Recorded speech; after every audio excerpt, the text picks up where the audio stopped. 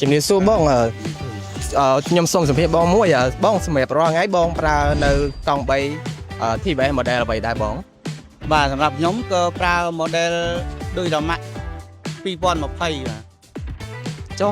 សម្រាប់ការប្រើប្រាស់របស់បងរយៈពេលប្រហែលឆ្នាំដែរបង បាទបើ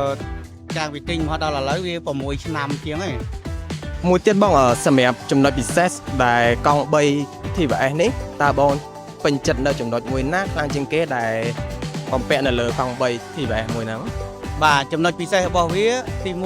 វាមានទឹកស្អំបាទធ្វើឲ្យម៉ាស៊ីននឹងត្រជាក់ទី2នៅលើតាបឡូរបស់វាហ្នឹងមានសញ្ញាដើម្បីបង្ហាញយើងបង្ហាញថាបើវាក្តៅអស់ទឹកវាលោតកម្ដៅឲ្យយើងឃើញខ្វះពេញបាតវាលោតកម្ដៅឲ្យយើងឃើញវាមានចំណុចពិសេសល្អត្រង់ហ្នឹងបាទហើយតាមមួយជាគៀងនេះដូចឡានចឹងភ្លឺល្អពេលយប់ឡើង បាទអរគុណបងសម្រាប់ការផ្ដល់ព័ត៌មាននិងបទសម្ភាសន៍ជាមួយនឹងការផ្ដល់បទពិសោធន៍នៅការបើកបររបស់កង់3 TVS បង បាទសូមអរគុណ